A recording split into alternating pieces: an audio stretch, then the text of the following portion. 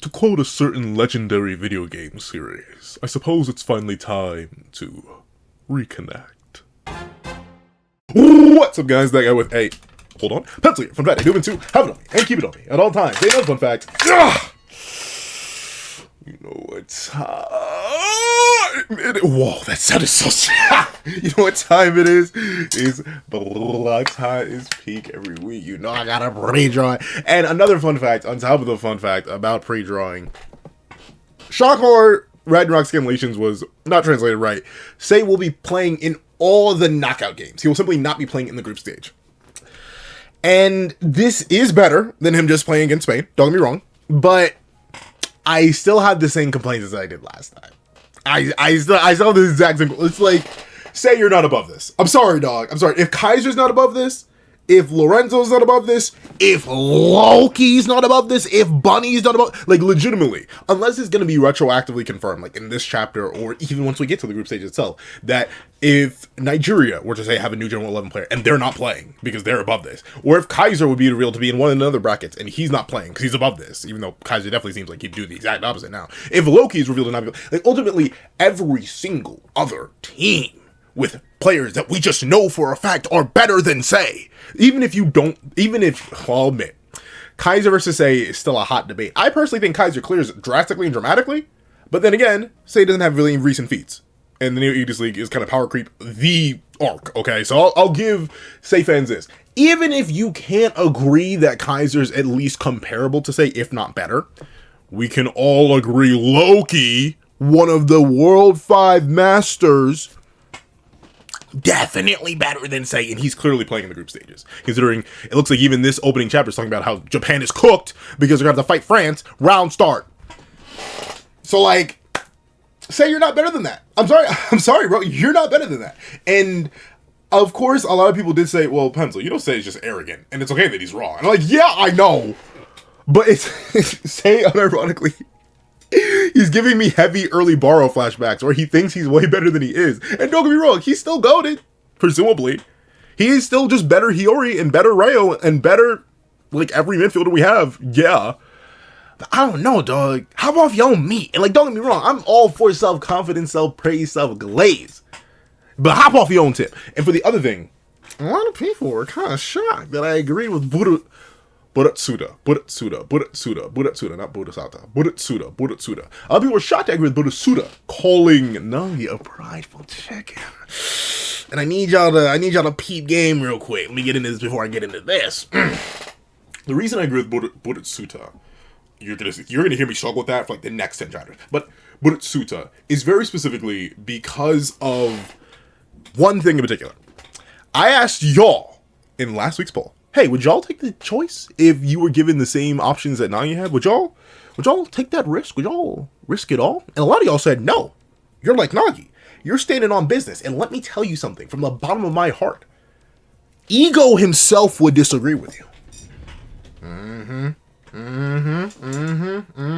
Ego himself would disagree with you, just like you would disagree with Nagi for making that choice. Why? Because he literally had the exact same bargain, the exact same offer, and he took it. He took it. Despite all the leases and agreements and all this extra nonsense that he couldn't care about that came with the idea of Blue Lock, he was so determined to fulfill his own dream that he still took it. He still took being under Buratsuta's heel and taking all the different conditions, including the Buratsuta 3.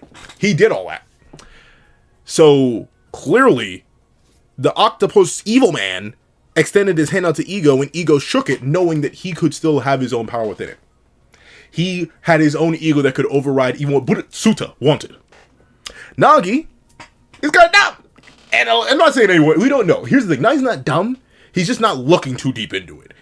The main thing, and I was talking about it a lot in the comments of the last review, when people were talking with me, it's the idea that Nagi didn't even think any further than, oh no, I could be betraying Blue Lock if I do exactly what Buratsuta says.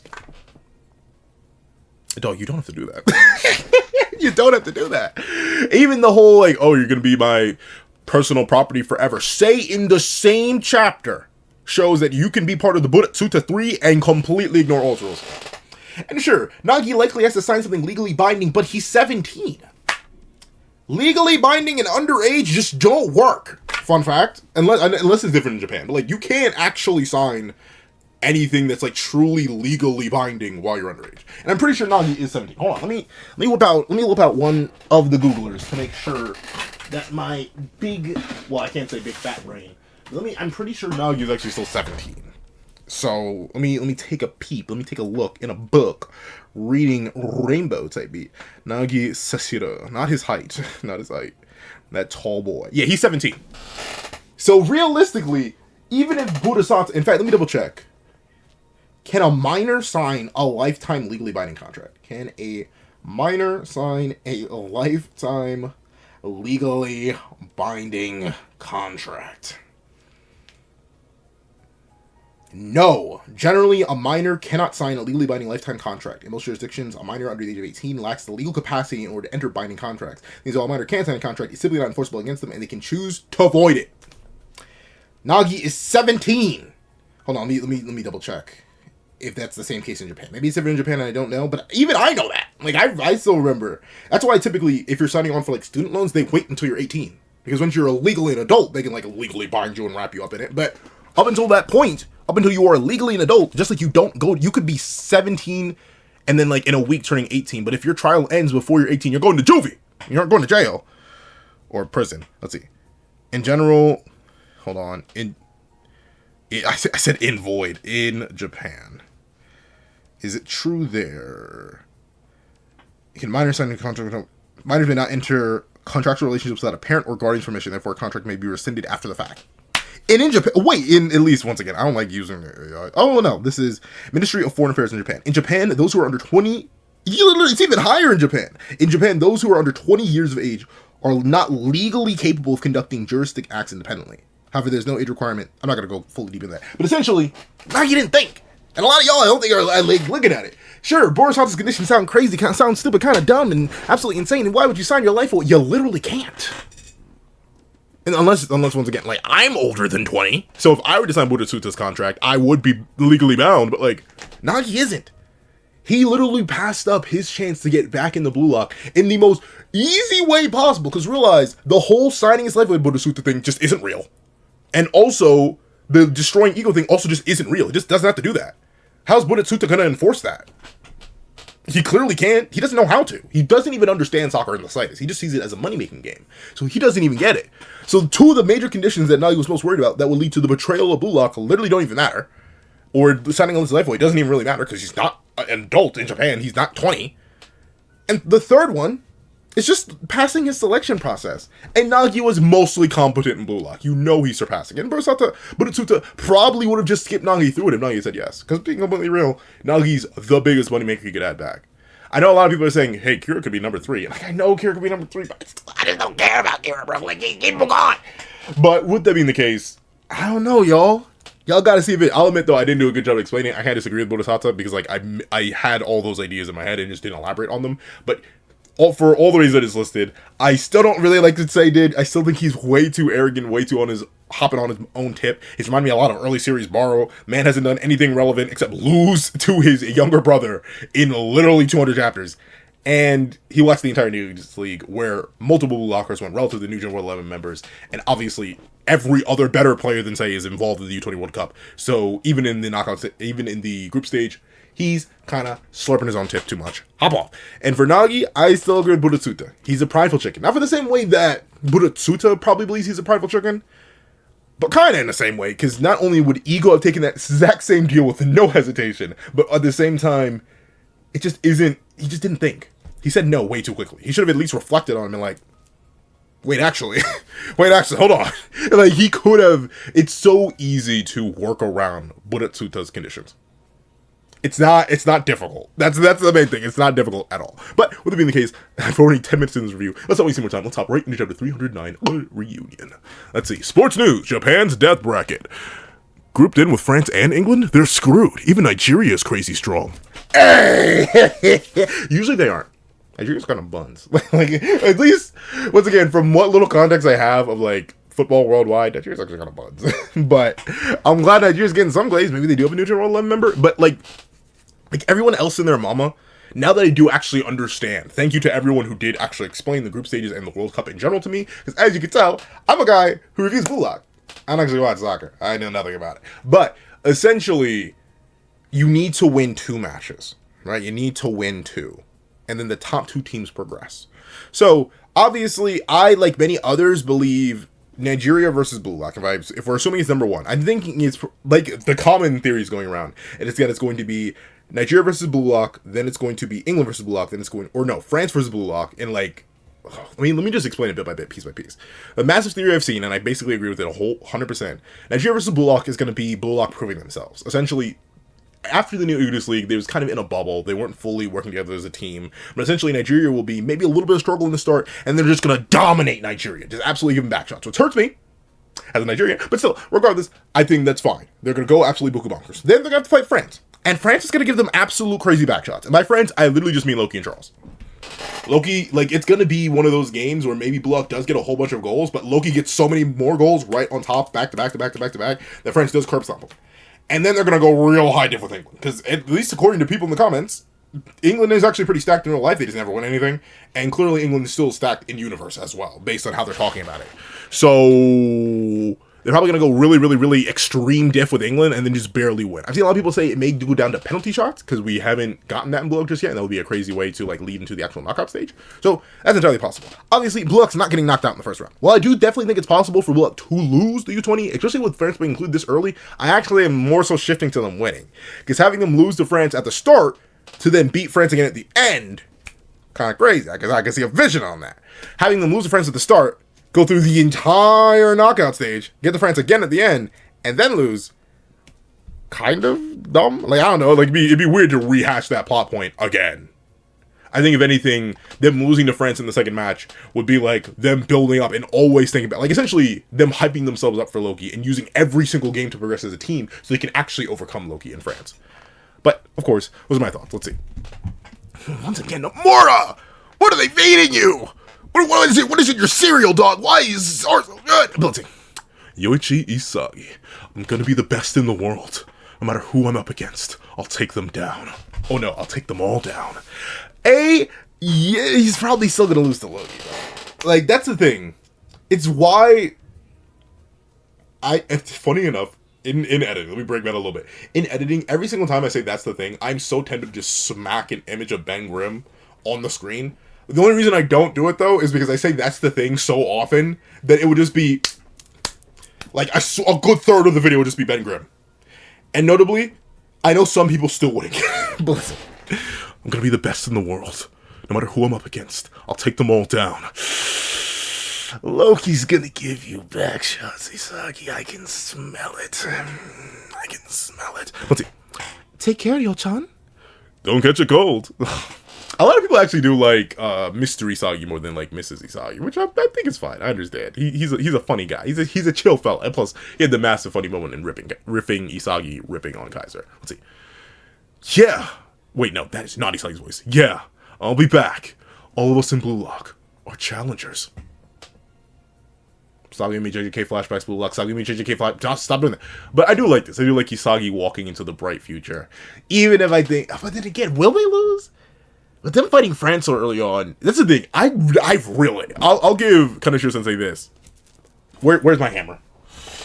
Kaneshiro Sensei took this thing, boom, straight to my ankle by throwing France in round 1 in the group matches, in the group stage, like that. Not on my bingo card. So I definitely do think now, unironically, despite them actually probably about to get their booty cheeks spread wide open and slammed into by France, it's genuinely not impossible for Blue Lock to now win the U20 World Cup.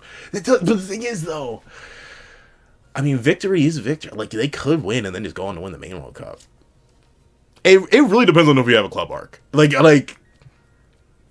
and again, like, I don't know. I'm personally still in the camp that Blue Lock could hit 1,000 chapters comfortably, as long as Nomura and Kaneshiro, since they take their time, like, especially with the pacing and how the series goes. I could definitely see it hitting it. But, like, man, I don't know, man. Like, could they win? Could they lose? I'm gonna just have to make a my thoughts video and just lay it down, and then maybe update it as like the U20 World Cup progresses. But I feel like I'd have to make it right here, right now, before the U20 World Cup really gets underway, and then make an updated thought after. Well, can't obviously make it at the end. Because we would know. But we'll see, we'll see. 30 days until the U20 World... Okay, so he did skip a good chunk. Until the U20 World Cup. Oh, it's Isagi! Huh? Have you gotten a bit taller? Has he? I mean, maybe. Honestly, everyone and their mama, including me, because I'm an Isagi fan, every Isagi fan and their mama, and their daddy's mama, has been like, we need Isagi to get better stats, bro. We need him to get better stats. And, like, physical stats. Obviously, IQ through the roof, playmaking through the roof. Even offense. I know a lot of people, like, tend to underrate Isagi's offense, but his offense is actually kind of cracked. Like, don't sleep on Isagi's offense. Especially when you think about his first goal ever in the New Aegis League. Like, it was crazy. He ran through the best defensive team in the New Aegis League with Corona and actually scored on them, while also being hounded by his own teammate. Like, that's actually kind of crazy. And his first time actually using the lefty direct shot in an actual game. So, like, don't sleep on Isagi's offense. But a lot of people are definitely hoping for, like, an Isagi weight buff, strength buff. Like, he just needs better stats if he's going to become this best striker in the world. So, I've seen a big theory going around, that Isagi growth spurt theory, that he's just going to massively, like, he's going to randomly hit 6'1", or, like, 6'2". Because, you know, growth spurts do happen. It's not uncommon, and Isagi still is 17. So, I don't think people stop growing, or, like, at least, I know men typically don't stop growing until, like, mid-20s or early 20s. So, Isagi definitely still does have time. Admittedly, I stopped growing really, really early. Your boy peaked real fast. Like, I think I was, like, 19 when I stopped growing. I've been the same size for years. Let's see. Huh? Have you gotten a bit taller? As if. It's only been 2 weeks. Don't talk to us. Like, a lot can happen in 2 weeks. The body's weird. The body's real weird. Let's see. So tepid. Yo, Rid, hop! Let's see. Huh? I measured myself, and I'd grown a whole centimeter.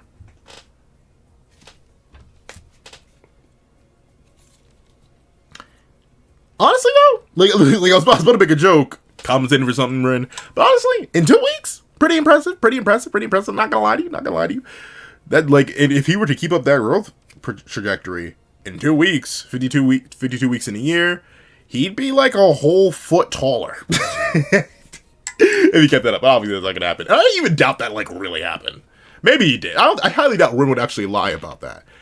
Is 1 centimeter seems like it's way less than half an inch. Hold on. Yeah, 1 centimeter. Oh, wow, actually, no. 1 centimeter is about half an inch. Oh, wow. So, yeah, actually pretty impressive. Considering, for the longest time, I was stuck at 5'11" and 3/4.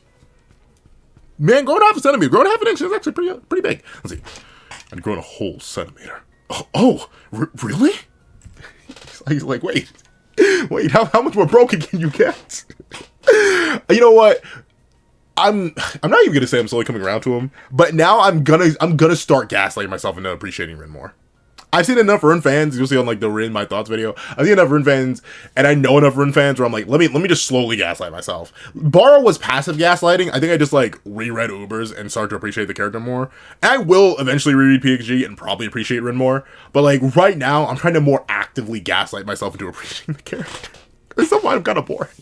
The way people feel about Isagi is the way I feel about Rin, and I know I need to fix that, considering, you know, Rin, he's the main guy. He's the main. As much as I love Kaiser and Isagi as rivals, like, Rin's the main ever-present rival character. So, like, I gotta appreciate him somehow. Alright, more than just like his writing's good. Okay, I gotta be able to look past that and be like, I actually enjoy this character in the screen time. So he's a funny guy. Let's see. Huh? What's he trying to prove? Do you want Isagi to praise you? Probably. I'd assume so. No way! I'll kill you! Violent Isagi? Off the pitch? This is a bad foreboding for the actual... especially they're playing Nigeria first?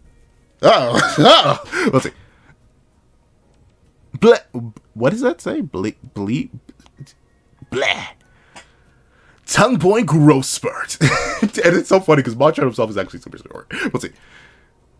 Oh no, that's Rin saying no way I'll kill you. Never mind. Let's see. Gosh darn, I fell for the okie doke. Do you want Isagi to praise you? No way, I'll kill you. Blah. Tongue boy growth spurt. Yeah, come on. Okay, so that actually makes more sense. Gosh darn, I actually fell for the okie doke. Let's see. Oh, look at the game. My son! If you're wondering what Corona's training was, that was actually our dog. You know, he just came back. He's playing back for the house a little bit. I am a single father, by the way. And when I say I birthed Corona, I did birth him. He's one of my teeth. He just grew. You wonder why have you never seen Corona's parents and me in the same place? Because I am his parent. Singular. I birthed him. He popped out of me. I make another one, but like he eats a lot despite his size. So I cannot afford another Corona. But that's my baby. That's my son. Nanase, get out of here. Just don't care. Nanase, be gone. I'm kidding. Nanase's fine. Let's see. We got Chigiri, we got Raichi, we got Aryu, we got Corona, we got Nanase, we got Kunigami, and we got Reo. Kunigami, bro, please. Sleep, dog, sleep. Let's see. Hey, is everyone... Wait, I'm gonna assume is everyone ready? Okay, I gotta stretch this bad boy out. we're gonna break that a little bit. Hey, is everyone here? So you're here, you extraordinary dunces. Karasu actually looks kind of funny in this panel. I don't know what it is about the way he's drawn here. Let's see. Been a while. Oh, double aces. Akuno's plot. He's like, I got meta now. Let's see. But Baro, don't hate now. Baro, don't hate now. You know what it is. You know what to be like, bro. Don't hate. Appreciate. Let's see. All right. In fact, Isagi also looks kind of drawn funny here. What's with the two of you right now? Let's see. Oh, this man. You know what? I was gonna get on Ego's case for always aura farming, but like, being completely real, if I had the capacity to aura farm, I would. If I could aura farm at all times, I would as well, right? Like, when would if I did have the ability to aura farm, when would I not be aura farming? It's like breathing, right? Like, once you figure out how to do it, you kind of have to. Let's see. Howdy, you lumps of talent. Good work during your 14 days of solo trading. You're no longer who you were 2 weeks ago. And that actually is true. We didn't actually get to see all the games that he saw you in. But you know what? I do love that even Aiku... Oh, so we have Sendo, Aiku... I think that's Otoya and Shido here. But I love it to just imply he, like, warped in, or he, like, just popped through the door, because they all seem surprised by his presence. Let's see. You're no longer who you were 2 weeks ago. I know I should give Ego the Vexen voice. I'm a scientist. But I do want to give him a more serious tone. I like to imagine Ego's more gravelly. I know what he sounds like in the anime. It's very nasally. It's very, it's not really high. It's funny. It's nasally, but it's not high register. I don't know the name of the Ego's voice actor, but it almost feels like that. They're speaking from the nose. For any of my, notably, I'm not a professional voice actor, not any professional voice actor training. Whenever I come to do one of my more nasally voices, I raise my palate a whole lot, but I'm trying to speak through the nose, less speak through the mouth. It's kind of like for any of my singers out there. I'm not a professionally trained singer either, but I was in choir. Like, typically, you don't actually want to breathe from your chest when you're singing. You want to breathe from your stomach. Like, you want to expand your diaphragm as far as possible to inhale as much air so you don't have to, like, in between notes. And it's a trick I try to use whenever I record, so I don't constantly be in the ears, because I know it sounds weird. But with it being the case, for Ego, I like to give him a different kind of voice. I don't really agree with a lot of the voice choices in the anime, and despite me listening to the anime a lot for references for voices, I have, if you couldn't tell, I've made a whole bunch of, like, executive liberties just based on how I think the characters would sound, and the voices I can actually replicate. Because some of them, I just can't. Don't ask me why I can whip out a perfect impression of Imperfect Cell. Well, not a perfect impression. But I can immediately whip out Imperfect Cell, but I cannot whip out certain Blue Lock characters. I just can't. I don't know why. Let's see. You've acquired various new weapons, and their new combinations will be the lifeline to victory. The history of your victory so far, your bonds, any crass ideas of doing things for the sake of Blue Lock. Throw it all away. Interesting the selection of characters here too. Obviously Isagi makes sense, but also makes sense. Hiyori is a kind of a crazy pull though. Yukimaya as well. And then we have Shido and Rin. So like I feel like these four are like actually relevant. But then again, these two, they did also headline their own games. Hiyori had the Uber's game to himself. Obviously Yukimaya had Manshine. And Isagi did have Barcha. I guess technically Isagi's game is Barcha. That feels weird, but that's more so Kunigami's game, relatively speaking. And then naturally these two were PXG. Let's see. Throw it all away. Interesting. So he's like, it doesn't matter how you got here, but the fact that you're here now, you need to lock in for it. Let's see. I will use all of you and achieve my dream. Once again, these perspective shots by Nomura too. Like, I don't know. I do know I have fellow artists in the comment section, so let me know if I just glaze Nomura too much, but I feel like the perspective shots he decides to do, it's very rare that they look bad, or even like look off. The only time, the one weakness I'll admit that Nomura has on occasion, he still can't draw like or not. No, it's not that he can't draw. It's just always off whenever he does it. The undershot, like when you're looking, like as if the camera was positioned. Let's say the tip of Mjolnir is the camera. When the camera's positioned down here, it still kind of looks funky. I'm thinking like even the more recent ones in the new Aegis League, it's never really looked the best. But outside of that, he can pull off these really, really interesting and dynamic shots. Like the fact that the camera is essentially like right over here on Ego's hand, and you see the one hand be so much larger than the other hand, and it's bigger than his whole head, just because of the perspective, it's beautiful. Though I'll admit, the line work here is so much thicker that I think this was done on 2 separate layers. Like this looks like a completely separate drawing than this actual Ego drawing. But that may also be due to perspective, but you think the line art would be a little thinner. Let's see. I will use all of you and achieve my dream. So, I want you to use me to achieve your dreams. I like that. A nice, healthy little symbiotic relationship. And that's true. Like, notably... but it feels so cruel to say something like this, but life really is a matter of connecting and using connection. Especially in the modern day where, like, what you actually can do matters a whole lot less than who you actually know and who you connect and who you network with. It really is a manner of being useful for someone else and them being useful for you. Obviously, I'm not saying all relationships be that way. If you just have friends because they're your friends and you like them, good! You do not need to network with everybody just because bada bing, bada boom. But at the same time, I always do recommend the idea, like, don't just be willing to connect. Be willing to maintain connections because you never know where a connection could take you. And this is a case where Ego, through his connections, has brought up Blue Lock to the stage of the world. And now, of course, he's using them to fill his dream, and their dream to get to the stage of the world and maintain that top spot is all being facilitated through him. So this Ouroboros of dreams, essentially, is really, really nice. We'll see. Right now, you're shouldering the hopes of Japanese soccer, but what of it? Don't make this moment the peak of your life. Okay, Otoya, Zantetsu, Sendo, Yukimaya. Sendo, were you in the trenches? Like, my brain, in fact, did you, like, Yukimaya, were you actually, like, what did you get from your sword style? And Sendo, where were you, dog? You look completely unharmed for someone who's in the trenches. Let's see. But what of it? Don't make this moment the peak of your life. Are you Reo Fukaku? I'm very interested to see Fukaku's role. Like, something that the only reason Fukaku's here is innately implies that something's gonna happen to Gagamaru, which does concern me. Let's see. Don't be someone who lives just on the foundation of this memory. Transcend all those egos. Let's go. But this is once again an idea where the line art actually does work different. You can also tell this on a different layer because once again, the line art is different. But I actually do like this one. And in the case of this one, where it just seems a little bit weird because the line art is so clean and so much thicker, this contrasting line art works to show the intensity of the gripping of his fist. But with it being the case, hey, he kind of spin though. The idea that you should definitely respect and appreciate the past that got you here, but you always got to be willing to move forward. It's true. It's true in life, because notably, I think a lot of people believe they've achieved their peak, but you really haven't. Like as long as you're still alive, you're technically still haven't peaked just yet. You're always progressing. A day, the person that you are tomorrow is technically better than the person you were today because they have more life experience. And getting so locked on the past, it's okay to respect and appreciate the past. Obviously, the past is what makes the present, and the present is what makes the future. But don't allow yourself to be consumed by it. Don't allow who you once were to stop who you could be. That's kind of a bore. That's kind of a bore. Let's see. Oh, so people were just right. Okay. So it looks like I wonder if the theories I saw then, I'm not sure if they were based on spoilers for this chapter, but this is going exactly how a lot of people pictured it. Nigeria first, England second, France third. Or actually, wait, no. Is that France? It's France and then England. So France second. Yeah, so that actually is exactly how a lot of people called it. Nigeria first, France second, England third. So Nigeria probably a stomp for Blue Lock after they get used to everything.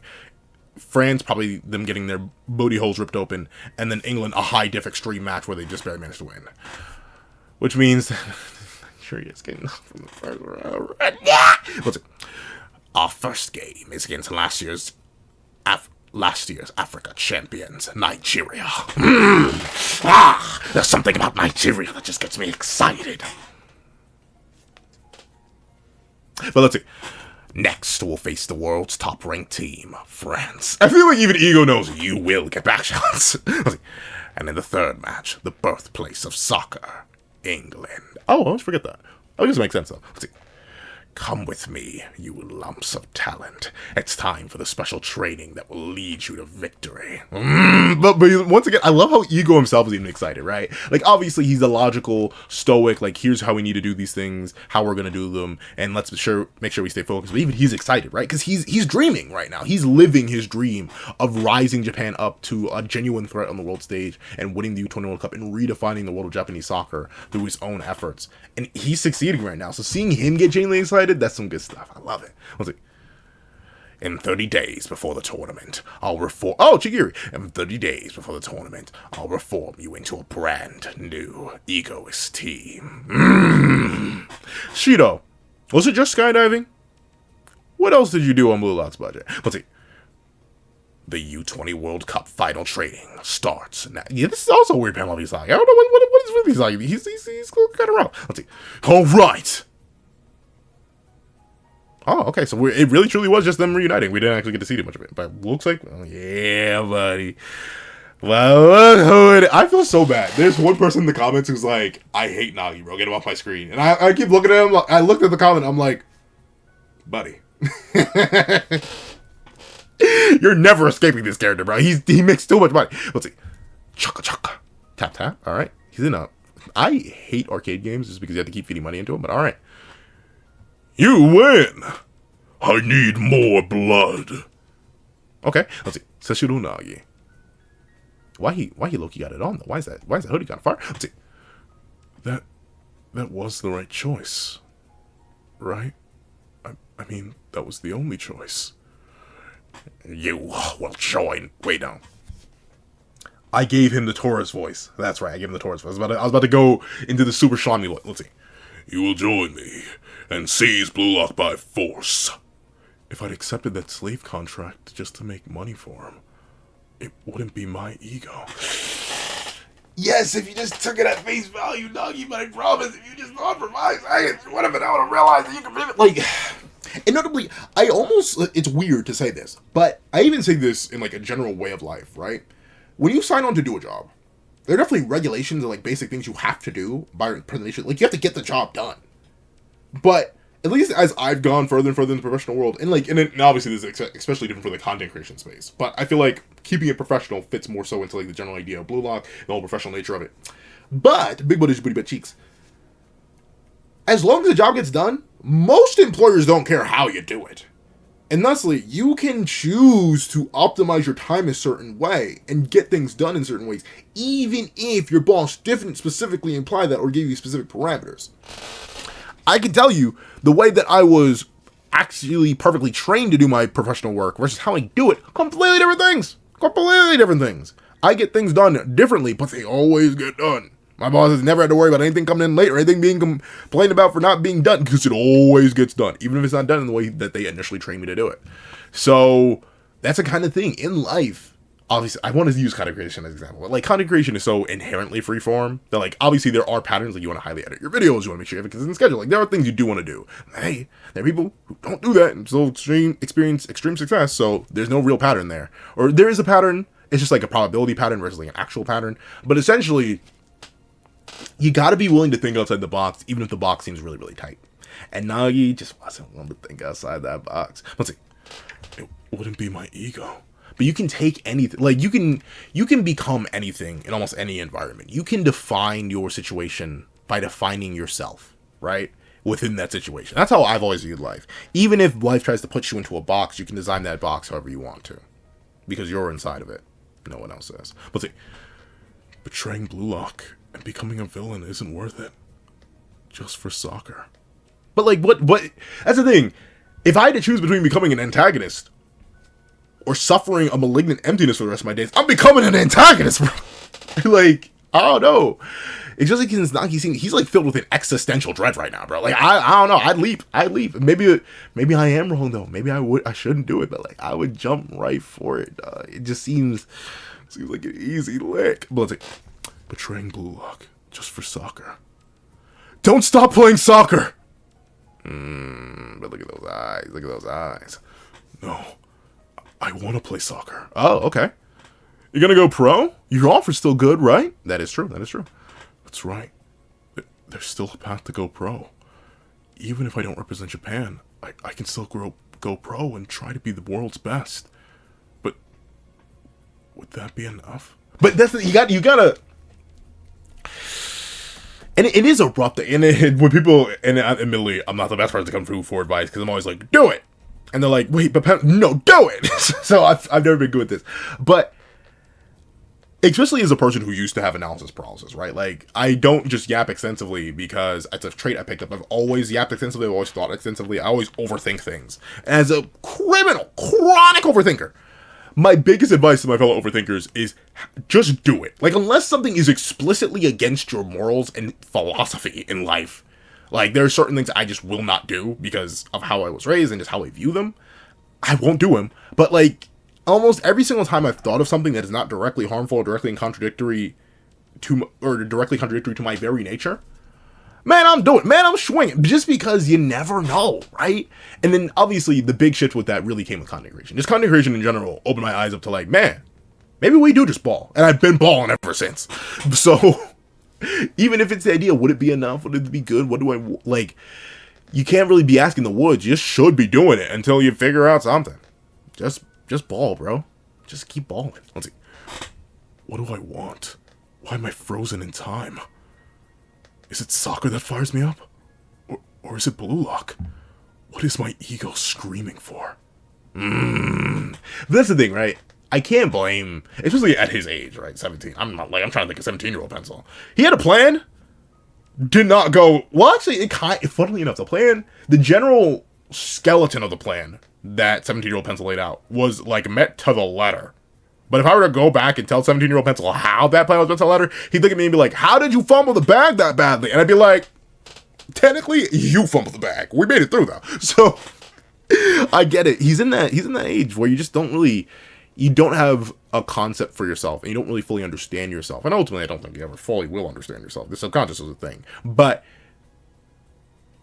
oh no. But, what was I talking about, man? I see the beads, bro. Don't tell me that's what I think it is.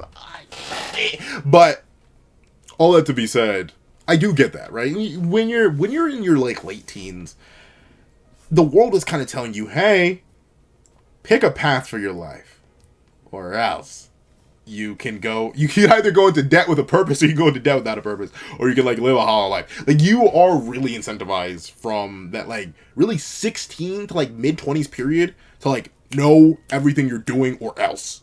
Because if you fumble the bag, or if you set yourself back for years, you're going to mess up this, you're going to mess up that. So, like, I do understand that, like, worry and the indecision when it comes to that, because I literally went through it. I had a plan, and I completed it, but, like, that was a plan based on spontaneous action. So, it is rough. Let's see.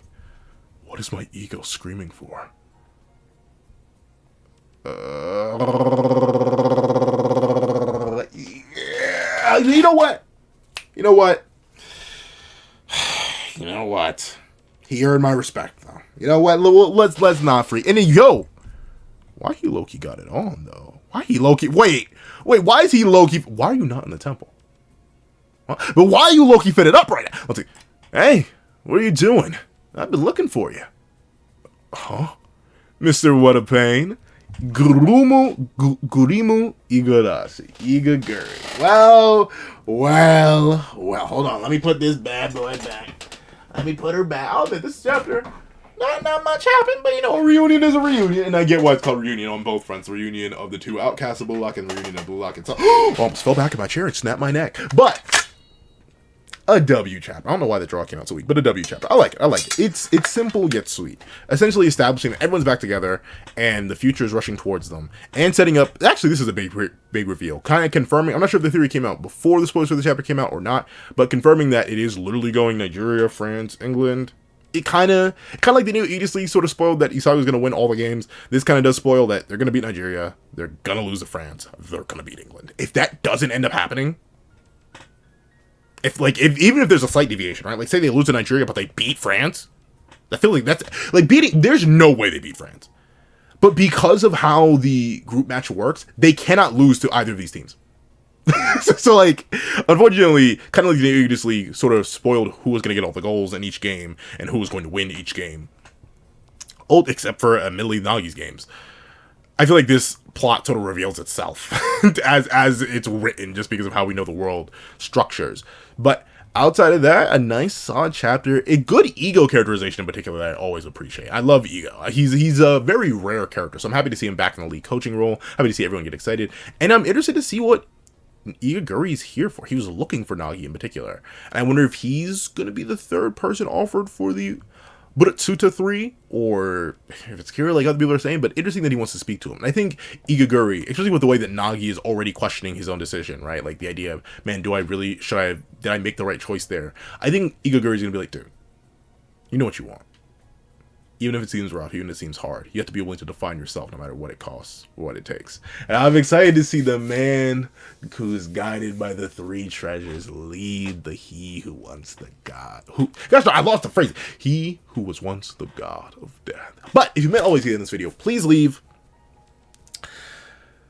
Drippy Monk. I don't know why, like Drippy as in like, you know, a drippy faucet, and then Monk, because Igaguri does have that on. I ain't even gonna lie to you, his fit, it kind of goes crazy. But thank you so much for watching. Please leave a like, share, comment, and subscribe. Make sure that all the cases you don't miss out on every second of the channel. Also, you're going to have a page down below where you can support me for Zoe as one, double, exclusive videos, early content, and more. You also now become a member of the channel for Zoe as $3 a month to get the same perks and more. So those perks include the live reactions, early series after review, and reactions of all my videos, and if you become a $12 Patreon or $12 member, you can order whatever video you want. Also, the link to my Ko-Fi in the description down below. Enjoy 5 minutes of a short video, don't have being small video or any means at all. Any support is always greatly appreciated. Now, I'd like to thank you so much for watching. Once again, I hope you guys have a wonderful day. This is that guy with the pencil, writing off.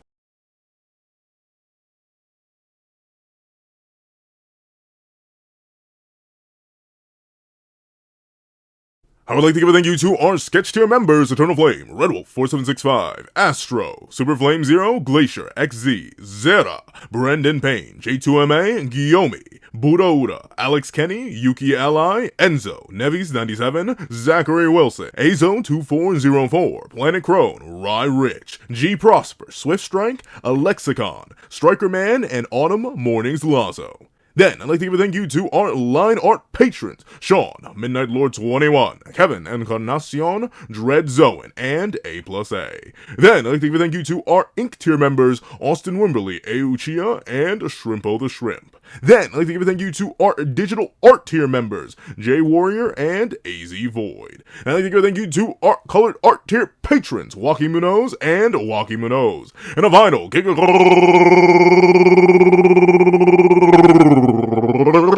thank you to our ultimate, that guy with a pencil tier patron, Calvin's wife.